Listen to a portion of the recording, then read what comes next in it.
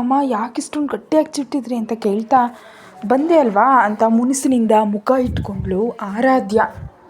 ನನ್ನ ಹೆಂಡ್ತಿ ನನ್ನ ಇಷ್ಟ ಬಂದ ಹಾಗೆ ಮಾಡ್ತೀನಿ, ನಿನಗೆ ಬೇಕಿದ್ರೆ ನೀನು ಕೂಡ ಚಿವುಟು ಅಂತ ಅವಳನ್ನ ಮತ್ತಷ್ಟು ಗಟ್ಟಿಯಾಗಿ ಅಪ್ಕೊಂಡ ಅಧಿರಾಜ್ ವರ್ಮ.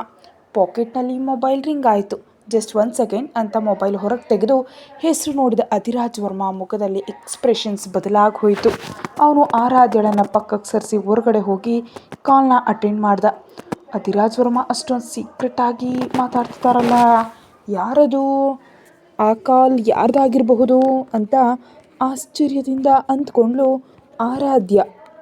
ಇಷ್ಟರಲ್ಲೇ ಕಾಲ್ನಲ್ಲಿ ಮಾತಾಡುವ ಒಳಗಡೆ ಬಂದು ಒಂದು ಎಮರ್ಜೆನ್ಸಿ ಕೆಲಸ ಬಂದಿದೆ, ಹೊರಗಡೆ ಹೋಗ್ತಾ ಇದ್ದೀನಿ ಅಂತ ಹೇಳಿ ಹೊರಟ ಅಧಿರಾಜ್ ವರ್ಮ ಜೊತೆ ನನ್ನ ಬಗ್ಗೆ ವೆಯ್ಟ್ ಮಾಡಬೇಡ ಅಂತ ಅವನು ಹೇಳೋ ಮುನ್ನವೇ ನಾನು ವೆಯ್ಟ್ ಮಾಡ್ತಿರ್ತೀನಿ, ಡಿನ್ನರ್ ಟೈಮ್ಗೆ ಬರ್ತೀರಾ ಅಲ್ವಾ ಅಂತ ಆಸೆಯಿಂದ ಕೇಳಿದ್ಲು ಆರಾಧ್ಯ. ನೀನು ಊಟ ಮುಗಿಸ್ ಮಲಗು ಅಂತ ಹೇಳಿ ಫಾಸ್ಟಾಗಿ ಅಲ್ಲಿಂದ ಹೊರಟು ಹೋದ ಅಧಿರಾಜ್ ವರ್ಮ. ಏನಿದು ಇಷ್ಟರವರೆಗೆ ನನಗಾಗಿ ವೆಯ್ಟ್ ಮಾಡ್ತಿದ್ರು, ನಾನು ಹಾಗೆ ಬಂದೋ ಇಲ್ವೋ ಎಮರ್ಜೆನ್ಸಿ ಅಂತ ಹೇಳಿ ಹೊರಟೋದ್ರು, ಯಾವಾಗ ಬರ್ತಾರೋ ಏನೋ ಅಂತ ಬೇಸರದಿಂದ ಅಂದ್ಕೊಂಡ್ಳು ಆರಾಧ್ಯ. ಪ್ಯಾಲೇಸ್ನಿಂದ ನೇರವಾಗಿ ಪೊಲೀಸ್ ಸ್ಟೇಷನ್ಗೆ ಹೋದ ಅಧಿರಾಜ್ ವರ್ಮ ಸ್ಟ್ರೈಟಾಗಿ ಇಂಟ್ರೋಗೇಷನ್ ರೂಮ್ ಒಳಗೆ ಹೋದ. ಅಷ್ಟರಲ್ಲಿ ಕೂತಿದ್ದ ಆ ಹುಡುಗಿ ಅವನನ್ನು ನೋಡಿ ನಗ್ತಾ ಓಡ್ ಬಂದು ಹಗ್ ಮಾಡಿಕೊಂಡು ಹೇಗಿದೆಯಾ ಅಂತ ಆರಾಧನೆಯಿಂದ ಅವನ ಕಣ್ಣುಗಳನ್ನೇ ನೋಡಿದ್ಲು. ಅಧಿರಾಜ್ ವರ್ಮ ಆ ಹುಡುಗಿಯನ್ನು ಹಾಗೆ ಬಿಟ್ಟು ಮತ್ತ್ಯಾಕೂ ಈಗ ಮಾಡಿದೆ ನವ್ಯಾ ಅಂತ ಕೇಳ್ದ.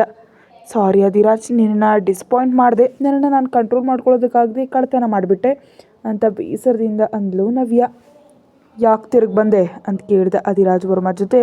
ಇಷ್ಟು ವರ್ಷಗಳ ನಂತರ ನಿನಗಾಗಿ ತಿರುಗಿ ಬಂದರೆ ವೆಲ್ಕಮ್ ಹೇಳಿದೆ ಹೀಗೆ ಮಾತಾಡ್ತಿದ್ಯಾ ಅಂತ ಮೂತಿ ತಿರುಗಿಸ್ಕೊಂಡ್ಳು ನವ್ಯ. ವಿಷಯ ಏನಂತ ಹೇಳು ಅಂತ ನೇರವಾಗಿ ಕೇಳ್ದ ಅಧಿರಾಜ್ ವರ್ಮ. ಸರಿ ಬಿಡು, ಕೋಪ ಮಾಡ್ಕೋಬೇಡ, ಈ ದಿನ ಮಾರ್ನಿಂಗ್ ಬಂದೆ, ಡೈರೆಕ್ಟಾಗಿ ನಿನ್ನ ಹತ್ರ ಬರೋದಕ್ಕೆ ಭಯ ಆಯಿತು, ಎಲ್ಲಿಗೆ ಹೋಗಬೇಕು ತಿಳಿದೆ, ಸಿಟಿ ಎಲ್ಲ ಅಲ್ದಾಡಿದೆ, ಇಷ್ಟರಲ್ಲಿ ತುಂಬ ಹಸಿವಾಯಿತು ಅದಕ್ಕೆ ಅಂತ ತಲೆ ತಗ್ಸಿದ್ಲು ನವ್ಯ. ನಾನು ನಿನಗೆ ಕೊಟ್ಟ ಹಣನೆಲ್ಲ ಏನು ಮಾಡಿದೆ?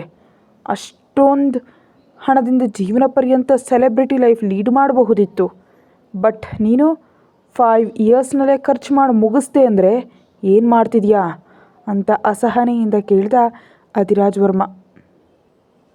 ನೀನು ಕೊಟ್ಟ ಅಮೌಂಟಲ್ಲಿ ಒಂದೇ ಒಂದು ರೂಪಾಯಿಯನ್ನು ನಾನು ಖರ್ಚು ಮಾಡಿಲ್ಲ, ನಾನು ಹಣಕ್ಕೆ ವ್ಯಾಲ್ಯೂ ಕೊಡಲ್ಲ, ನನಗೆ ಏನು ಬೇಕು ಅಂತ ನಿನಗೆ ತಿಳಿಯಲ್ವಾ ಅಂತ ಕಣ್ಸನ್ನೆ ಮಾಡಿದ್ಲು ನವ್ಯ. ಅವಳಿಗೆ ಏನಂತ ಆನ್ಸರ್ ಹೇಳಬೇಕು ತಿಳಿದೆ ಸೈಲೆಂಟಾಗಿ ಉಳಿಬಿಟ್ಟ ಅಧಿರಾಜ್ ವರ್ಮ. ಮಾರನೇ ದಿನ ಬೆಳಿಗ್ಗೆ ಸೂಪರ್ ಮಾರ್ಕೆಟ್ನಲ್ಲಿ ನಡೆದ ದರೋಡೆ ಬಗ್ಗೆ ನ್ಯೂಸ್ ಚಾನೆಲ್ಗಳಲ್ಲಿ ಭಾರೀ ಸೌಂಡ್ ಮಾಡ್ತಿತ್ತು. ಆರಾಧ್ಯಗೆ ಮುಂಜಾನೆ ನ್ಯೂಸ್ ನೋಡೋ ಹ್ಯಾಬಿಟ್ ಇಲ್ಲದ ಕಾರಣ ಅವಳಿಗೆ ಈ ವಿಷಯ ತಿಳಿಲಿಲ್ಲ. ಆದರೆ ಶ್ರಾವಣಿ ಮಾತ್ರ ನ್ಯೂಸ್ ನೋಡಿ ಶಾಕ್ ಆಗೋದ್ಲು. ಸಹಜವಾಗಿ ಅವಳಿಗೆ ಇಂಥ ಕ್ರೈಮ್ ನ್ಯೂಸ್ ಅಂದರೆ ತುಂಬ ಇಂಟ್ರೆಸ್ಟ್. ಫಾಸ್ಟಾಗಿ ಬೆಡ್ ಮನೆಯಿಂದ ಇದ್ದು ಟಿ ವಿ ಹತ್ರ ಹೋಗಿ ನೋಡ್ತಾ, ಇವಳು ನವ್ಯ ಅಲ್ವಾ, ಕೆಲವು ವರ್ಷಗಳಿಂದ ಇಲ್ಲಿಂದ ಒಟ್ಟು ಹೋಗಿದ್ಲು, ಮತ್ತೆ ಈಗ ತಿರುಗಿ ಬಂದಿದ್ದಾಳೆ, ಬಂದ ತಕ್ಷಣವೇ ಕಳ್ತನ ಮಾಡಿದಾಳಾ? ಛೀ, ಇವಳ ಬುದ್ಧಿ ಯಾವತ್ತಿಗೂ ಬದಲಾಗೋದೇ ಇಲ್ಲ. ಇವಳು ಇಂಥ ಬಿಹೇವಿಯರಿಂದ ಅಧಿರಾಜ್ ವರ್ಮಾಗೆ ಎಷ್ಟು ಇನ್ಸಲ್ಟ್ ಅಲ್ವಾ ಅಂತ ಅಂದ್ಕೊಂಡ್ಳು ಶ್ರಾವಣಿ. ನ್ಯೂಸ್ ನೋಡ್ತಿದ್ದ ಶ್ರಾವಣಿಯ ಕೆಲಸದವಳು ಗಂಗಾ, ಯಾರು ಮೇಡಮ್ ಆ ಹುಡುಗಿ, ಅಚ್ಚಚ್ಚು ನಮ್ಮ ಆರಾಧ್ಯ ಮೇಡಮ್ ಥರನೇ ಇದ್ದಾಳಲ್ಲ ಅಂತ ಡೌಟ್ನಿಂದ ಟಿ ವಿ ಕಡೆ ನೋಡ್ತಾ ಕೇಳಿದ್ಲು. ನಿನಗೂ ಹಾಗೆ ಅನ್ನಿಸ್ತಾ? ಅವಳ ಹೆಸರು ನವ್ಯ, ಅಧಿರಾಜ್ ವರ್ಮಾಗೆ ತುಂಬ ಬೇಕಾದವಳು ಅಂತ ಕಿರಿಕಿರಿಯಿಂದ ಅಂದ್ಲು ಶ್ರಾವಣಿ. ಓಹೋ, ಈಕೆ ಬಿಟ್ಟು ಹೋದ ಕಾರಣಕ್ಕೇನ ಅಧಿರಾಜ್ ಸರ್ ಆರಾಧ್ಯ ಮೇಡಮ್ ಅವ್ರನ್ನ ಮದುವೆ ಮಾಡ್ಕೊಂಡಿದ್ದು? ಆದರೂ ಎಷ್ಟು ಜನ ಬಂದರೂ ಅವ್ರ ಪಕ್ಕದಲ್ಲಿ ನೀವಲ್ದೇನು ಯಾರೂ ಸೂಟ್ ಆಗಲ್ಲ ಮೇಡಮ್, ಬೈ ಚಾನ್ಸ್ ಒಂದೇ ಥರ ಇರೋ ಅವರಿಬ್ಬರು ಮುಖಾಮುಖಿ ಎದುರಾದರೆ ಹೇಗಿರುತ್ತೋ ಅಂತ ನಕ್ಕದ್ಲು ಗಂಗಾ. ಏನಿದೆ, ಇಬ್ಬರು ಜುಟ್ಟು ಹಿಡಿದು ಜಗಳ ಆಡಿದ್ರೆ ಅವ್ರನ್ನ ಬಿಡಿಸೋದಕ್ಕೆ ನಮ್ಮ ಅಧಿರಾಜ್ ವರ್ಮ ಕಷ್ಟಪಡ್ತಾನಷ್ಟೇ, ಆ ದಿನಕ್ಕಾಗಿ ನಾನು ವೆಯ್ಟ್ ಮಾಡ್ತಿದ್ದೀನಿ ಅಂತ ಪ್ರೌಡಾಗಿ ನಗ್ತಾ ಹೇಳಿದ್ಲು ಶ್ರಾವಣಿ. ಮಾರನೇ ದಿನ ಆಫ್ಟರ್ನೂನ್ ಕಾಲೇಜ್ ಇಲ್ಲದ ಕಾರಣ ಕಾವ್ಯ ಜೊತೆ ಶಾಪಿಂಗ್ ಹೋದ ಆರಾಧ್ಯ ಅಲ್ಲೇ ಇದ್ದ ನವ್ಯಾಳನ್ನು ನೋಡಿ ಶಾಕ್ ಆಗೋದ್ಲು. ಅದೇ ಟೈಮಲ್ಲಿ ಆರಾಧ್ಯಳನ್ನು ನೋಡಿದ ನವ್ಯ ಕೂಡ ಶಾಕ್ ಆಗತ್ರ ಬಂದು, ಯಾರು ನೀನು, ಸೇಮ್ ನಂತರಾನೇ ಇದೆಯಾ, ಯಾರಾದರೂ ನೋಡಿದ್ರೆ ನಮ್ಮಿಬ್ಬರನ್ನ ಟ್ವಿನ್ಸ್ ಅಂದ್ಕೊಳ್ತಾರೆ, ಬಟ್ ನಾನು ನಿನಗಿಂತ ಸ್ವಲ್ಪ ದೊಡ್ಡವಳು ಅನಿಸುತ್ತೆ ಅಂತಂದ್ಲು ನವ್ಯ. ನಿಜವೇ ಅಂತ ಆಶ್ಚರ್ಯದಿಂದ ಅಂದ್ಲು ಆರಾಧ್ಯ. ನೀನು ತುಂಬ ಕ್ಯೂಟಾಗಿದೆಯಾ ಗೊತ್ತಾ ಅಂತ ಮುಸಿ ಮುಸಿ ನಕ್ಕದ್ಲು ನವ್ಯ. ಇಷ್ಟರಲ್ಲಿ ಕಾವ್ಯ ಮಧ್ಯೆ ಬಂದು, ನಿನ್ನೆ ಸೂಪರ್ ಮಾರ್ಕೆಟ್ ಹತ್ರ ಕಳ್ತನ ಮಾಡಿದ್ದು ನೀನೇ ಅಲ್ವಾ? ನಿನ್ನನ್ನು ಪೊಲೀಸರು ಕರ್ಕೊಂಡು ಹೋಗಿದ್ದನ್ನು ನ್ಯೂಸ್ನಲ್ಲಿ ನೋಡಿದೆ, ಇಷ್ಟು ಬೇಗ ಹೊರಗಡೆ ಹೇಗೆ ಬಂದೆ ಅಂತ ಡೌಟಾಗಿ ಕೇಳಿದ್ಲು ಕಾವ್ಯ. ಅದಕ್ಕೆ ಲೈಟಾಗಿ ನಗ್ತಾ, ಒಬ್ಬ ಪವರ್ಫುಲ್ ಪರ್ಸನ್ ಹೆಲ್ಪ್ ಮಾಡಿದ್ರು ಅಂತ ಹೇಳಿದ್ಲು ನವ್ಯ.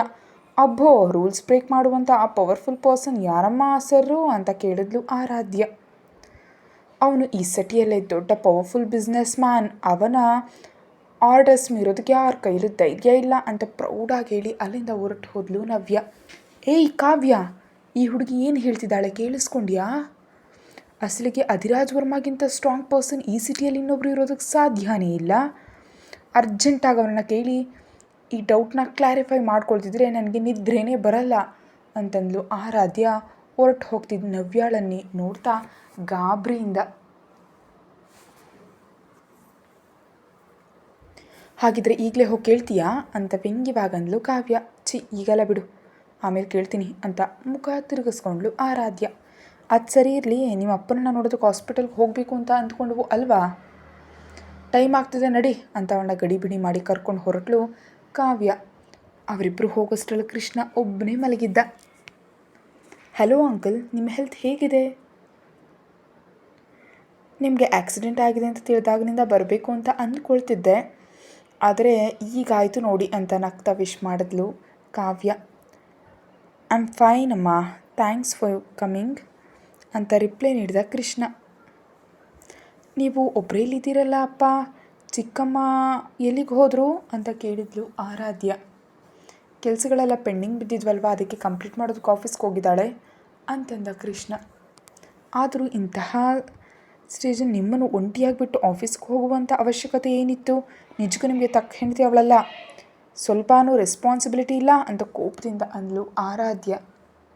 ನಿಜನಾ? ಹಾಗಿದ್ರೆ ನೀನೆಂತಹ ಮಗಳು ಅಂತ ಕ್ವೆಶ್ಚನ್ ಮಾಡಿದ ಕೃಷ್ಣನ ಮಾತುಗಳಿಗೆ ನಂದು ಕೂಡ ಸೇಮ್ ಫೀಲಿಂಗ್ ಅಂತ ಮುಖಕ್ಕೆ ಕೊಡದ ಹಾಗೆ ಅಂದ್ಲು ಆರಾಧ್ಯ. ಸ್ವಲ್ಪ ಸಮಯದ ನಂತರ, ಅಪ್ಪ ಈ ದಿನ ಮಾಲ್ನಲ್ಲಿ ಸೇಮ್ ನನ್ನ ಥರಾನೇ ಇರೋ ಒಬ್ಬ ಹುಡುಗಿಯನ್ನು ನೋಡಿದೆ, ಅವಳನ್ನು ನೋಡಿದ ತಕ್ಷಣ ಅಂತ ಆರಾಧ್ಯ ಅಲ್ಲಿಗೆ ನಿಲ್ಲಿಸಿದ್ಲು. ಹಾಂ, ಅವಳನ್ನು ನೋಡಿದ ತಕ್ಷಣ ಏನಾಯಿತು? ಯಾಕೆ ನಿಲ್ಲಿಸ್ದೆ? ನೆಕ್ಸ್ಟ್ ಡೈಲಾಗ್ ಕೂಡ ಕಂಪ್ಲೀಟ್ ಮಾಡು. ಅವಳು ಕೂಡ ನನಗೆ ಹುಟ್ಟಿದ ಮತ್ತೊಂದು ಮಗು ಇರ್ಬೋದು ಅಂತ ಡೌಟ್ ಬಂತಾ ಅಂತ ಕೋಪದಿಂದ ಕೇಳಿದ ಕೃಷ್ಣ. ನಾನು ಹಾಗನ್ನಿಲ್ಲ ತಾನೇ, ಜಸ್ಟ್ ಹೇಳಿದೆ ಅಷ್ಟೇ ಅಂತ ಹಲ್ಲಿ ಕಿರಿತ ವಿಚಿತ್ರವಾಗಿ ನಕ್ಕದ್ಲು ಆರಾಧ್ಯ. ನಿನ್ನ ಬಗ್ಗೆ ನಂಗೆ ಚೆನ್ನಾಗಿ ಗೊತ್ತು ಬಿಡು ಅಂತ ನಗದ್ಲೆ ಆನ್ಸರ್ ಮಾಡಿದ ಕೃಷ್ಣ. ಅಲ್ಲಿ ಕಾವ್ಯ ಇದ್ದದಿಂದ ಸೈಲೆಂಟ್ ಆಗಿದ್ದ, ಇಲ್ದಿದ್ರೆ ಆರಾಧ್ಯಾಗ ಅಲ್ಲೇ ಕ್ಲಾಸ್ ತೆಗೆದುಕೊಳ್ತಿದ್ದ ಕೃಷ್ಣ. ನಾಡಿದ್ದು ನಾನು ಕಂಪ್ನಿಗೆ ಹೋಗ್ತಿದ್ದೀನಿ, ಆ ದಿನದಿಂದ ನೀನು ಕೂಡ ಬರಬೇಕು ಅಂತ ಕೃಷ್ಣ ಹೇಳಿದ ತಕ್ಷಣವೇ ಇದು ಆರ್ಡರಾ ಅಥವಾ ರಿಕ್ವೆಸ್ಟಾ ಅಂತವನ್ನ ನೇರವಾಗಿ ನೋಡ್ತಾ ಕೇಳಿದ್ಲು ಆರಾಧ್ಯ. ಆರ್ಡರ್ ಅಂತ ಕೋಪದಿಂದ ಅಂದ ಕೃಷ್ಣ. ಓಕೆ ಸರಿ, ಇಷ್ಟಕ್ಕೂ ನನಗೆ ಏನು ಪೋಸ್ಟ್ ಕೊಡ್ತಿದ್ದೀರಾ ಅಂತ ಕ್ಯೂರಿಯಸ್ ಆಗಿ ಕೇಳಿದ್ಲು ಆರಾಧ್ಯ. ಆಫೀಸ್ ಬಾಯ್ ಪೋಸ್ಟ್ ಕೊಡ್ತೀನಿ ಅಂತ ಅವನು ಹೇಳಿದ ತಕ್ಷಣ ವಾಟ್ ಅಂತ ಶಾಕ್ ಆಗ್ತಾ ಕೇಳ್ತಾ, ಹಾಗಿದ್ರೆ ಸ್ಟಾರ್ಟಿಂಗ್ನಲ್ಲಿ ಚಿಕ್ಕಮ್ಮನಿಗೂ ಅದೇ ಪೋಸ್ಟ್ ಕೊಟ್ಟಿದ್ರಾ ಅಂತ ಟಕ್ಕನೆ ಕೇಳಿಬಿಟ್ಲು ಆರಾಧ್ಯ. ಅವರವರ ಕೇಪಬಿಲಿಟಿ ತಕ್ಕಂತ ಅವ್ರಿಗೆ ಪೋಸ್ಟ್ ಕೊಡಲಾಗತ್ತೆ ಅಂತ ಹೇಳಿದ ಕೃಷ್ಣ.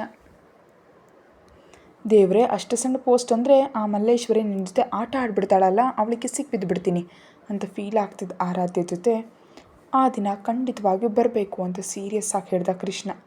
ಸರಿ ಅಂತ ಹೇಳಿ ಕಾವ್ಯ ಜೊತೆ ಹೊರಗಡೆ ಬಂದುಬಿಟ್ಲು ಆರಾಧ್ಯ.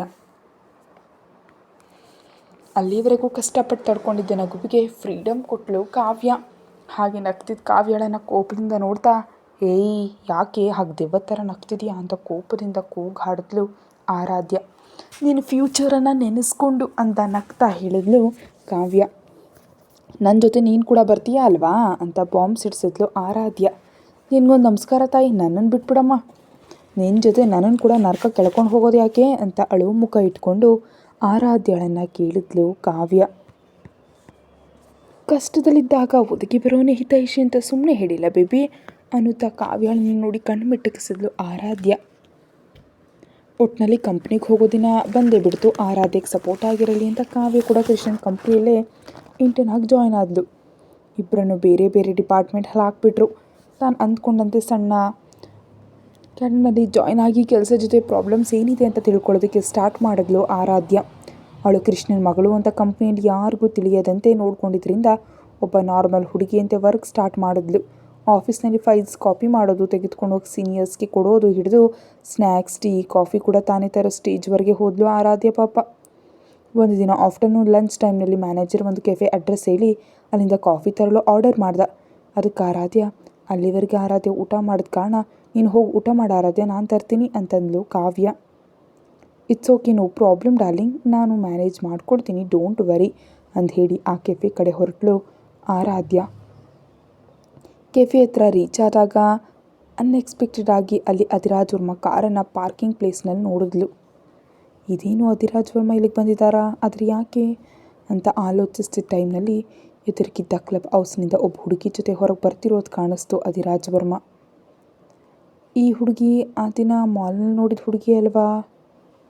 ಅಂದರೆ ಆ ದಿನ ಇವಳು ಹೇಳಿದ ಸ್ಟ್ರಾಂಗ್ ಪರ್ಸನ್ ಅಧಿರಾಜ್ ವರ್ಮನೇನಾ ಅಂತ ಅಂದ್ಕೊಳ್ತಿದ್ದಂತೆ ಒಮ್ಮೆಲೆ ಯಾರೋ ಶಾರ್ಪ್ ನೈಫಿಂದ ತನ್ನ ಗುಂಡಿಗೆ ಚುಚ್ಚಿದ ಹಾಗೆ ಫೀಲ್ ಆಯಿತು ಆರಾಧ್ಯಾಗೆ. ಅವಳು ನೋಡ್ತಿದ್ದಂತೆ ಇಬ್ಬರು ಕಾರ್ನರಲ್ಲಿಂದ ಹೊರಟು ಹೋದರು. ಅಂದರೆ ಅಧಿರಾಜ್ ವರ್ಮಗೆ ಆ ಹುಡುಗಿ ಮುಂಚೆನೇ ಗೊತ್ತಿತ್ತಾ?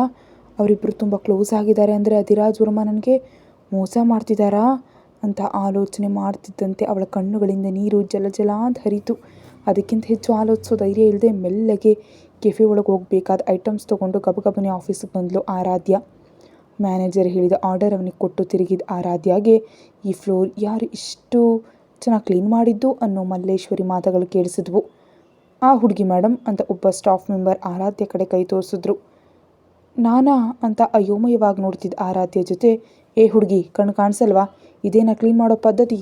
ಹೋಗಿ ಮಾಪ್ ತಂದು 5 ಮಿನಿಟ್ಸ್ನಲ್ಲಿ ಕ್ಲೀನ್ ಮಾಡದಿದ್ರೆ ನಿನ್ನ ಆಫೀಸಿಂದ ಹೊರಗೆ ಗೇಟ್ ಹಾಕ್ತೀನಿ ಅಂತ ಆರಾಧ್ಯ ಕಡೆ ಪ್ರೌಡಾಗಿ ನೋಡ್ತಾ ವಾರ್ನಿಂಗ್ ಕೊಟ್ಟಳು ಮಲ್ಲೇಶ್ವರಿ. ಅವಳ ಮಾತುಗಳಿಗೆ ಮೈ ಉರಿದ ಆರಾಧ್ಯ, ನಿನಗೊಂದು ಒಳ್ಳೆ ಜಲಕ್ಕೆ ಕೊಡ್ತೀನಿ ನೋಡು ಅಂತ ಮನಸ್ಸಲ್ಲಿ ಅಂದ್ಕೊಳ್ತಾ, ಈಗಲೇ ಕ್ಲೀನ್ ಮಾಡ್ತೀನಿ ಮೇಡಮ್, ನೀವು ಹೋಗಿ ಅಂತ ವಿನಯದಿಂದ ಹೇಳಿದ್ಲು. ಮೇಕ್ ಇಟ್ ಫಾಸ್ಟ್, 5 ಮಿನಿಟ್ಸ್ನಲ್ಲಿ ನಾನು ಬಂದು ನೋಡ್ತೀನಿ ಅಂತ ಸ್ಟೈಲಾಗಿ ಹೋದ್ಲು ಮಲ್ಲೇಶ್ವರಿ. ಚಾನ್ಸ್ ಸಿಕ್ಕರೆ ಸಾಕು ನನ್ನನ್ನು ಇನ್ಸಲ್ಟ್ ಮಾಡೋದಕ್ಕೆ ರೆಡಿಯಾಗಿರ್ತೀಯಲ್ವಾ, ಈಗ ತೋರಿಸ್ತೀನಿ ನಿನ್ನ ಕೆಲಸ ಅಂತ ಅಂದ್ಕೊಳ್ತಾ ಆಯಿಲ್ ಥರ ಒಂದು ಲುಬ್ರಿಕೆಂಟ್ ಅಂತ ಫ್ಲೋರ್ ಮೇಲೆ ಹಾಕಿ ಪೂರ್ತಿ ಸ್ಪ್ರೆಡ್ ಮಾಡಿದ್ಲ ಆರಾಧ್ಯ. ಅಷ್ಟರಲ್ಲಿ ಮಲ್ಲೇಶ್ವರಿ ಬರ್ತಿರೋ ಗುರುತಾಗಿ ಟಿಕ್ ಟಕ್ ಅಂತ ಐ ಹೀಲ್ಸ್ ಸೌಂಡ್ ಕೇಳಿಸ್ತು. ಈಗಿರುತ್ತೆ ಪಾಪ, ನಿಜವಾದ ಮಜಾ ಅಂತ ಒಳಗೊಳಗೆ ನಗ್ತಾ ವೆಯ್ಟ್ ಮಾಡ್ತಿದ್ದಾಳೆ ಆರಾಧ್ಯ. ಇಷ್ಟಲ್ಲಿ ಫಾಸ್ಟಾಗಿ ಬಂದು ಮಲ್ಲೇಶ್ವರಿ ಫ್ಲೋರ್ ಮೇಲಿದ್ದ ಜಿಟಿಗೆ ಫಾಸ್ಟಾಗಿ ಸ್ಕಿಡ್ಡಾಗಿ ಅಮ್ಮ ಅಂತ ಕೂಗ್ತಾ ಟಕ್ಕನೆ ಬಿದ್ದು ಹೋದ್ಲು. ಆ ಸಿಚುಯೇಷನ್ ಕಣ್ಣಲ್ಲಿ ನೀರು ಬರೋ ಹಾಗೆ ಬಿದ್ದು ನಕ್ಕಿದ್ಲು ಆರಾಧ್ಯ. ಅವಳು ಮಾತ್ರ ಅಲ್ಲ, ಸ್ಟಾಫ್ ಮೆಂಬರ್ಸ್ ಎಲ್ರಿಗೂ ಆ ಸೀನ್ ನೋಡಿ ನಗು ಬಂದುಬಿಡ್ತು. ಸ್ವಲ್ಪ ಹೊತ್ತಿಗೆ ಕಂಟ್ರೋಲ್ ಮಾಡಿಕೊಂಡು, ಅಯ್ಯೋ ವೈಸ್ ಪ್ರೆಸಿಡೆಂಟ್ ಮೇಡಮ್ ಆಗ ಹೀಗೆ ಬಿದ್ರಿ, ನೋಡ್ಕೊಂಡು ಬರಬಾರ್ದಾ ಅಂತ ಇನ್ನೋಸೆಂಟ್ ಆಗಂತ ಮಲ್ಲೇಶ್ವರಿನ ಮೇಲೆ ಎತ್ತೋದಕ್ಕೆ ಟ್ರೈ ಮಾಡಿದ್ಲ ಆರಾಧ್ಯ. ಆದರೆ ಅವಳ ಭಾರಿ ಪರ್ಸ್ನಾಲಿಟಿಗೆ ಗ್ರಿಪ್ ಸಿಗದೆ ಮಲ್ಲೇಶ್ವರಿ ಮತ್ತೆ ಮೂತಿ ಮುರ್ಕೊಂಡು ಬಿದ್ಲು. ಅದನ್ನು ನೋಡಿ ಅಯ್ಯೋ ಯಾರಾದರೂ ಬಂದು ಸ್ವಲ್ಪ ಹೆಲ್ಪ್ ಮಾಡಪ್ಪ ಅಂತ ಗಟ್ಟಿಯಾಗಿ ಕೂಗಿದ್ಲು ಆರಾಧ್ಯ. ಆರಾಧ್ಯಳ ಅರ್ಚಪಿಕೆಗೆ ಇಬ್ಬರು ಬಂದು ಅತಿ ಕಷ್ಟದ ಮೇಲೆ ಮಲ್ಲೇಶ್ವರಿನ ಮೇಲೆತ್ತಿ ಅವಳು ಕ್ಯಾಬಿನಲ್ಲಿ ಕೂರಿಸಿದ್ರು. ಅಲ್ಲಿ ಯಾರೂ ಇಲ್ಲ ಅಂತ ಕನ್ಫರ್ಮ್ ಮಾಡಿಕೊಂಡು ಫ್ಲೋರ್ ಮೇಲಿದ್ದ ಆಯಿಲ್ ಕ್ಲೀನ್ ಮಾಡಿ ಸೈಲೆಂಟಾಗಿ ತನ್ನ ಪ್ಲೇಸ್ನಲ್ಲಿ ಕೂತಲು ಆರಾಧ್ಯ. ಒಂದು ಅರ್ಧ ಗಂಟೆಗೆ ಆರಾಧ್ಯಳನ್ನು ತನ್ನ ಕ್ಯಾಬಿನಿಗೆ ಕರೆದ್ಲು ಮಲ್ಲೇಶ್ವರಿ. ಸ್ಟ್ರೈಟಾಗಿ ಒಳಗೆ ಬಂದು ಆರಾಧ್ಯ ಕಡೆ ತೀಕ್ಷ್ಣವಾಗಿ ನೋಡಿ, ಹೈಯರ್ ಅಫಿಷಿಯಲ್ಸ್ ಹತ್ರ ಬರೋ ಮುನ್ನ ಡೋರ್ ನಾಕ್ ಮಾಡಿ ಬರಬೇಕು ಅಂತ ತಿಳಿಯಲ್ವಾ ಅಂತಂದ್ಲು ಮಲ್ಲೇಶ್ವರಿ. ಆರಾಧ್ಯ ಹೊರಗೆ ಹೋಗಿ ಮೈ ಕಮ್ ಇನ್ ಮೇಡಮ್ ಅಂತ ಹೇಳಿ ಒಳಗೆ ಬಂದು, ನನ್ನನ್ನು ಯಾಕೆ ಕರೆದಿದ್ರಿ ವೈಸ್ ಪ್ರೆಸಿಡೆಂಟ್ ಅವರೇ ಅಂತ ರೆಸ್ಪೆಕ್ಟ್ ಕೊಟ್ಟು ಕೇಳಿದ್ಲು ಆರಾಧ್ಯ. ನೀನು ಬೇಕಂತಾನೆ ಮಾಡಿದೆ ಅಲ್ವಾ ಇವತ್ತು ಅಂತ ಕೋಪದಿಂದ ಅಂದ್ಲು. ಅಯ್ಯಯ್ಯೋ, ನೀವೇ ಟಿಕ್ ಟಿಕ್ ಅಂತ ತಿರುಗಿಸ್ಕೊಂಡು ಬಂದ್ರಿ, ಮತ್ತು ನನ್ನನ್ನು ಅಂತಿದ್ದೀರಲ್ಲ ಅಂತ ಅಮಾಯಕವಾಗಿ ಕೇಳಿದ್ಲು. ನೀನು ತುಂಬ ಹೆಚ್ಚಾಗಿದೆ, ನೀನು ಮೊದಲು ಡಿಸ್ಮಿಸ್ ಮಾಡ್ತೀನಿ, ಏನು ಅಂದ್ಕೊಂಡಿದ್ಯಾ ಅಂತ ಅಂದ್ಲು ಮಲ್ಲೇಶ್ವರಿ.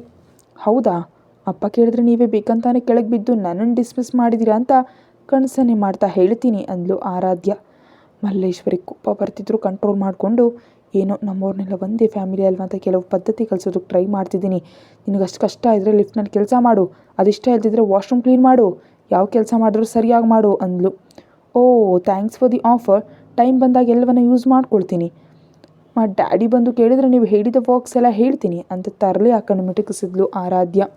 ನಿನ್ನ ಏನು ಮಾಡೋದಕ್ಕಾಗಲ್ಲ ಅಂತ ತಾನೇ ಹೀಗೆ ಮಾಡ್ತಿದ್ಯಾ ಅಂತ ಮನಸ್ಸಲ್ಲಿ ಅಂದ್ಕೊಳ್ತಾ ಹೊರಗೆ ಹೋಗು ಅಂತ ಕೋಪದಿಂದ ಕೂಗಿದ್ಲು ಮಲ್ಲೇಶ್ವರಿ. ಥ್ಯಾಂಕ್ಸ್ ಮೇಡಮ್ ಅಂತ ಹೊರಗೆ ಬಂದುಬಿಟ್ಲು ಆರಾಧ್ಯ. ಹ್ಯಾಪಿಯಾಗಿ ನಗ್ತಾ ವೈಸ್ ಪ್ರೆಸಿಡೆಂಟ್ ಕ್ಯಾಬಿನಿಂದ ಹೊರಗೆ ಬಂದು ಆರಾಧ್ಯಳನ್ನು ನೋಡಿ ಸ್ಟಾಫ್ ಮೆಂಬರ್ಸ್ ಎಲ್ಲ ಶಾಕ್ ಆಗೋದ್ರು. ಇದೇನು ಅಳ್ತಾ ಬರ್ತಾಳೆ ಅಂದ್ಕೊಂಡ್ರೆ ಹ್ಯಾಪಿಯಾಗಿ ನಗ್ತಾ ಬರ್ತಿದ್ದಾಳೆ, ಮೇಡಮ್ ಡಿಸ್ಮಿಸ್ ಮಾಡಲಿಲ್ವಾ ಅಂತ ಆಶ್ಚರ್ಯದಿಂದ ನೋಡಿದ್ರು. ಆ ಒಂದೇ ಇನ್ಸಿಡೆಂಟ್ನಿಂದ ಆಫೀಸ್ನಲ್ಲಿ ಎಲ್ರಿಗೂ ಆರಾಧ್ಯ ಅಂದರೆ ಒಂದು ಭಯ ಕ್ರಿಯೇಟ್ ಆಯಿತು. ಇನ್ನು ಮುಂದೆ ಅವಳ ಜೊತೆ ಡೀಸೆಂಟಾಗಿ ಬಿಹೇವ್ ಮಾಡಬೇಕಂತ ಫಿಕ್ಸ್ ಆದರು. ಆ ನೋಟ ಈ ವಿಷಯ ಆರಾಧ್ಯಳವರೆಗೂ ಬಂತು. ಈವ್ನಿಂಗ್ ಮನೆಗೆ ಹೋಗೋ ಮುನ್ನ ನಡೆದಿದ್ದೆಲ್ಲ ಕಾವ್ಯ ಜೊತೆ ಹೇಳಿ ಇಬ್ಬರು ಸೇರಿ ಚೆನ್ನಾಗಿ ನಕ್ಕಿದ್ರು. ಸ್ವಲ್ಪ ಹೊತ್ತಿಗೆ ಪ್ಯಾಲೇಸ್ಗೆ ರೀಚ್ ಆದ ಆರಾಧ್ಯ ಫ್ರೆಶ್ ಆಗೋದಕ್ಕೆ ಡೈರೆಕ್ಟಾಗಿ ರೂಮ್ಗೆ ಹೋದ್ಲು. ಡ್ರೆಸ್ಸಿಂಗ್ ರೂಮ್ನಲ್ಲಿ ಬಟ್ಟೆಗಳನ್ನ ನೋಡಿ ಅವಳಿಗೆ ಅಧಿರಾಜ್ ವರ್ಮಾ ಜೊತೆ ಇದ್ದ ಆ ಹುಡುಗಿ ನೆನಪಿಗೆ ಬಂದ್ಲು. ನನ್ನ ಥರನೇ ಇದ್ದಾಳಲ್ವ, ಅಂದರೆ ಅಧಿರಾಜ್ ವರ್ಮಾ ಆ ಹುಡುಗಿಯನ್ನು ಇಷ್ಟಪಟ್ಟಿದ್ದಾರಾ, ಅವಳಿಗಾಗಿ ಇವೆಲ್ಲ ತರಿಸಿದಾರಾ ಅಂತ ಆಲೋಚನೆಗಳಿಂದ ಡಿಸ್ಟರ್ಬ್ ಆದ್ಲು ಆರಾಧ್ಯ. ಸಡನ್ನಾಗಿ ರಕ್ಷಿತ್ ಆಡಿದ ಮಾತುಗಳು ಹಾಗೆ ಪಬ್ನಲ್ಲಿ ಅಧಿರಾಜ್ ವರ್ಮಾ ಆಡಿದ ಮಾತುಗಳು ನೆನಪಿಗೆ ಬಂದವು. ಅಂದರೆ ಗೊತ್ತಿಲ್ಲದೆ ಅವಳ ಥರ ಇರೋ ನನ್ನ ಮದುವೆ ಮಾಡ್ಕೊಂಡಿದ್ದಾರಾ? ಇಷ್ಟರಲ್ಲಿ ಅಧಿರಾಜ್ ವರ್ಮಾಯಿಂದ ಕಾಲ್ ಬಂದು ಮ್ಯಾಟರ್ ಊಹಿಸಿ ಅವಳು ಲಿಫ್ಟ್ ಮಾಡಿ ಹಲೋ ಅನ್ನುವಷ್ಟರಲ್ಲಿ ನಾನು ಬರೋದಕ್ಕೆ ಲೇಟ್ ಆಗುತ್ತೆ, ವೆಯ್ಟ್ ಮಾಡಬೇಡ ಅಂತಂದ ಅಧಿರಾಜ್ ವರ್ಮಾ. ನಿಜಕ್ಕೂ ನೀವು ಯಾವಾಗ ಬಂದರೆ ನನಗೇನು, ನಾವೇನಾದರೂ ಪರ್ಮನೆಂಟ್ ವೈಫ್ ಆ್ಯಂಡ್ ಹಸ್ಬೆಂಡಾ ಅಂತ ಕೋಪದಿಂದ ಕೇಳಿದ್ಲು ಆರಾಧ್ಯ. ನಿನಗೆ ಅಷ್ಟೊಂದು ಆಸೆ ಇದ್ದರೆ ನಾನು ಯಾಕೆ ಬೇಡ ಅಂತೀನಿ, ಬೇಗ ಬಂದು ನೀನು ಕೋರಿಕೆ ತೀರಿಸ್ತೀನಿ ಅಂತಂದ ಅಧಿರಾಜ್ ವರ್ಮಾ. ಆಗಲೇ ಅಧಿರಾಜ್ ವರ್ಮಾ ಇನ್ನೊಬ್ಬ ಹುಡುಗಿ ಜೊತೆ ಇದ್ದಾನೆ ಅನ್ನೋ ಡೌಟ್ನಿಂದ ಡಿಸ್ಟರ್ಬ್ ಆಗಿದ್ದ ಆರಾಧ್ಯ ನಾನು ಒಂದು ದೊಡ್ಡ ಈಡಿಯಟ್ ಅಂತ ಕಿರ್ಚಿ ಕಾಲ್ ಕಟ್ ಮಾಡಿದ್ಲು. ಆರಾಧ್ಯಳಿಂದ ಇಂಥ ರಿಯಾಕ್ಷನ್ ಎಕ್ಸ್ಪೆಕ್ಟ್ ಮಾಡಿದ ಅಧಿರಾಜ್ ವರ್ಮಾ ಸ್ಕ್ರೀನ್ ಆಫ್ ಆದ ಮೊಬೈಲ್ ಕಡೆ ಬ್ಲಾಂಕ್ ಆಗಿ ನೋಡ್ತಾ ನಿಂತುಬಿಟ್ಟ. ಸ್ವಲ್ಪ ಹೊತ್ತಿಗೆ ನಾರ್ಮಲ್ ಆಗಿ ನನ್ನ ಮುಖದ ಮೇಲೆ ಫೋನ್ ಕಟ್ ಮಾಡೋಷ್ಟು ಧೈರ್ಯ ಬಂದಿದೆ ಅಂದರೆ ಲಾಭ ಇಲ್ಲ, ನಿನ್ನ ಗಟ್ಟಿಯಾಗಿ ಭಯ ತೋರಿಸ್ಬೇಕಂತ ಕನ್ನಿಂಗ್ ಸ್ಮೈಲ್ ಬೀರ್ದ. ಅದೇ ರೂಮ್ನಲ್ಲಿದ್ದು ಮೋಹಿತ್ ಸ್ಟ್ರೈಟಾಗಿ ಅವನ್ನ ನೋಡ್ತಾ ನಿನಗೆ ಬೆಸ್ಟ್ ಹಸ್ಬೆಂಡ್ ಅವಾರ್ಡ್ ಕೊಡಬೇಕು ಅಂತ ಅಂದ್ಕೊಂಡಿದ್ದೀನಿ, ಏನಂತೀಯಾ ಅಂತ ಅಧಿರಾಜ್ ವರ್ಮಾ ಕಡೆ ನೋಡಿ ನಕ್ದ. ಅವನ ಬಿಹೇವಿಯರ್ ನೋಡಿ ಇರಿಟೇಟ್ ಆಗ್ತಾ ಹೋಗಿದ್ದೆ ಅಲ್ವಾ ಮತ್ತೆ ಯಾಕೆ ಬಂದೆ ಅಂತ ಅಸಹನೆಯಿಂದ ಕೇಳ್ದ ಅಧಿರಾಜ್ ವರ್ಮಾ. ಪ್ರತಿದಿನ ಕೊಲ್ಲೋದು ಫೈಟ್ ಮಾಡೋದು ಅಂದರೆ ಬೋರ್ ಹೊಡೆಯುತ್ತೆ, ಒಂದು ಗಾಳಿ ಬದಲಾವಣೆ ಇರಲಿ ಅಂತ ಇಲ್ಲಿಗೆ ಬಂದೆ ಅಂತ ಕಣ್ಣು ಹೊಡೆದ ಮೋಹಿತ್. ತುಂಬ ಹೆಚ್ಚಿಗೆ ಮಾತಾಡ್ತಿದ್ಯಾ, ಯಾವತ್ತೋ ಒಂದಿನ ನನ್ನ ಕೈಯಲ್ಲಿ ಸಾಯ್ತೀಯಾ ಅಂತ ವಾರ್ನಿಂಗ್ ಟೋನಲ್ಲಿ ಅಂದ ಅಧಿರಾಜ್ ವರ್ಮಾ. ಇತ್ತ ಪ್ಯಾಲೇಸ್ನಲ್ಲಿ ಡಿನ್ನರ್ ಮಾಡ್ತಿದ್ದ ಆರಾಧ್ಯಳನ್ನು ತುಂಬ ಸಮಯದಿಂದ ತದೇಕ ಚಿತ್ತದಿಂದ ನೋಡ್ತಿದ್ದ ಸಾವಿತ್ರಿ ಹಾಗೂ ಸುಮಿತ್ನನ್ನು ನೋಡಿ ಏನಿದೆ ನನ್ನ ಮುಖದಲ್ಲಿ ಕೋತಿಗಳೇನಾದರೂ ಡ್ಯಾನ್ಸ್ ಮಾಡ್ತೀವ್ಯಾ ಅಂತ ಸೀರಿಯಸ್ ಆಗಿ ಕೇಳಿದ್ಲು. ಅಯ್ಯೋ ಇಲ್ಲ ಮೇಡಮ್ ಸಾರಿ ಅಂತ ಒಟ್ಟಿಗೆ ಅಂದರು ಇಬ್ಬರು. ಮತ್ತು ಯಾಕೆ ಹಾಗೆ ನೋಡ್ತಿದ್ದೀರಿ, ನನ್ನ ಈಟಿಂಗ್ ಹ್ಯಾಬಿಟಿಂದ ನಿಮಗೇನಾದರೂ ಪ್ರಾಬ್ಲಮ್ ಇದೆಯಾ ಅಂತ ಇನ್ನು ಕೋಪದಿಂದ ಕೇಳಿದ್ಲು ಆರಾಧ್ಯ. ಅಯ್ಯೋ ನೋ ಮೇಡಮ್, ನೀವು ತಿನ್ನೋ ವಿಧಾನ ನೋಡಿ ನನಗಿಬ್ಬರು ನೆನಪಾದರು, ಅದಕ್ಕೆ ಹಾಗೆ ನೋಡಿದ್ವು, ಸಾರಿ ಮೇಡಮ್ ಅಂತ ತುಂಬ ಲೋ ವಾಯ್ಸ್ನಲ್ಲಿ ಅಂದ್ಲು ಸಾವಿತ್ರಿ. ಓಹೋ, ಅಂದರೆ ನಿಮ್ಮ ಸರ್ ಇಷ್ಟಪಟ್ಟು ಹುಡುಗಿ ನೆನಪಿಗೆ ಬಂದ್ಲಾ ಅಂತ ವ್ಯಂಗ್ಯವಾಗಿ ಕೇಳಿದ್ಲು ಆರಾಧ್ಯ. ಅಧಿರಾಜ್ ಸರ್ ಪರ್ಸ್ನಲ್ ಮ್ಯಾಟರ್ಸ್ ಕೇಳಿ ನಮ್ಮನ್ನು ಇಕ್ಕಟ್ಟಿಗೆ ಸಿಲುಕಿಸ್ಬೇಡಿ ಮೇಡಮ್ ಅಂತ ತಲೆ ತಗ್ಸಿ ಸಣ್ಣ ಧ್ವನಿಯಲ್ಲಿ ಹೇಳಿದ್ಲು ಸಾವಿತ್ರಿ. ಯಾಕೋ ನಡೀತಾ ಇರೋ ಸಿಚುವೇಶನ್ ಎಲ್ಲ ಆರಾಧ್ಯಕ್ಕೆ ತುಂಬ ಬೇಸರ ತರಿಸಿದ್ವು. ನಿಜ ಏನು ಅಂತ ಇಲ್ಲಿರೋ ಎಲ್ರಿಗೂ ಗೊತ್ತು, ಬಟ್ ಒಬ್ಬರು ಬಾಯಿ ಬಿಡಲ್ಲ ಅಲ್ವಾ. ಓಕೆ ಫೈನ್ ಅಂತ ಹೇಳಿ ತಿಂತಿದ್ದ ಪ್ಲೇಟ್ನಲ್ಲೇ ಕೈ ತೊಳೆದು ಅಲ್ಲಿಂದ ಫಾಸ್ಟಾಗಿ ಗಾರ್ಡನ್ಗೆ ಹೊರಟು ಹೋದ್ಲು ಆರಾಧ್ಯ. ಅಲ್ಲಿಯೇ ಇದ್ದ ಬೆಂಚ್ ಮೇಲೆ ಕೂತು ನಿಜಕ್ಕೂ ಅಧಿರಾಜ್ ವರ್ಮಾ ನನ್ನಂಥ ಒಬ್ಬ ಆರ್ಡಿನರಿ ಹುಡುಗಿನ ಯಾಕೆ ಮದುವೆ ಮಾಡ್ಕೊಂಡ ಅಂತ ಇಷ್ಟು ದಿನ ಥಿಂಕ್ ಮಾಡ್ತಿದ್ದೆ. ಹುಚ್ಚು ಮುಖದ ನಾನು ನನ್ನ ಥರಾನೇ ಇರೋ ಮತ್ತೊಬ್ಬ ಹುಡುಗಿನ ಇಷ್ಟಪಟ್ಟು ಆ ಹುಡುಗಿ ಅಂದ್ಕೊಂಡು ನನ್ನನ್ನು ನೋಡಿ ಕನ್ಫ್ಯೂಸ್ ಆಗಿದ್ದಾನೆ ಅಂತ ಈಗ ತಿಳಿಯಿತು. ಡಿವೋರ್ಸ್ ಹೇಗೂ ಕೊಡಬೇಕು ಅಂತ ಫಿಕ್ಸ್ ಆಗಿದ್ದೀನಲ್ಲ, ಈ ರೀಸನ್ನಿಂದ ಇನ್ನು ಮುಂಚೆ ಬರುತ್ತೆ, ಇನ್ಯಾಕೆ ಥಿಂಕ್ ಮಾಡೋದು ಅಂತ ತನಗೆ ತಾನೇ ಸಮಾಧಾನ ಪಟ್ಕೊಳ್ತಾ ಏನೋ ಆಲೋಚಿಸ್ತಾ ಸೈಲೆಂಟಾಗಿ ಕೂತ್ಲು ಆರಾಧ್ಯ. ಇಷ್ಟರಲ್ಲಿಗೆ ಅಲ್ಲಿಗೆ ಬಂದ ಸಾವಿತ್ರಿ, ಪ್ಲೀಸ್ ಮೇಡಮ್ ಊಟ ಮಾಡೋದ್ಲೆ ಮಧ್ಯದಲ್ಲಿ ಬಿಟ್ಟು ಬಂದುಬಿಟ್ರಿ, ಮತ್ತು ನಿಮಗೆ ಮಿಡ್ ನೈಟ್ ಹಸಿವಾಗುತ್ತೆ, ಕನಿಷ್ಠ ಈ ಫ್ರೂಟ್ಸ್ ಆದರೂ ತಿನ್ನಿ ಅಂತ ರಿಕ್ವೆಸ್ಟ್ ಮಾಡಿದ್ಲು. ನನಗೆ ಹಸಿವಿಲ್ಲ ಸಾವಿತ್ರಿ, ಪ್ಲೀಸ್ ಬಿಟ್ಬಿಡು, ಸುಮಿತ್ ಜೊತೆ ಹೇಳಿ ಅಲ್ಲಿ ಒಂದು ಉಯ್ಯಾಲೆ ಕಟ್ಟಿಸಿದ್ಯಾ ಅಂತ ಎದುರಿಗಿದ್ದ ಮರದ ಕಡೆ ತೋರಿಸ್ತಾ ಹೇಳಿದ್ಲು.